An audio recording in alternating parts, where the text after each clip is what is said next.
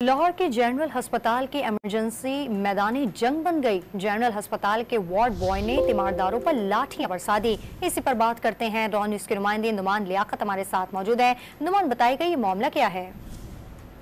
जी देखें, ये एक मरीज था जिसे जनरल अस्पताल की इमरजेंसी में लाया गया था और डॉक्टर्स ने ईसीजी करवाने की हिदायत की थी, जिस पर इसको ईसीजी रूम में ले जाया गया और वहां पर जो मौजूद टेक्नीशियन था उसको ये रिक्वेस्ट की लवाहिकीन की जानिब से कि इनके मरीज की ईसीजी जल्दी कर दी जाए, जिस पर इनके दरमियान बहसो तकरार हुई और जो वार्ड बॉय राना राशिद है इसने लवाहिकीन पर लाठियां बरसा दी, जिसके नतीजे में मुतअद्दिद जो लवाहिकीन है वो शदीद जख्मी हुए हैं। और ये जो मामला है वो मेडिकल सुप्रिटेंडेंट के नोटिस में भी आया, जिस पर उनका ये बताना है कि मामला नोटिस के आने के बाद वार्ड बॉय को मुअत्तल कर दिया गया है और इसके खिलाफ इंक्वायरी का आगाज कर दिया गया है।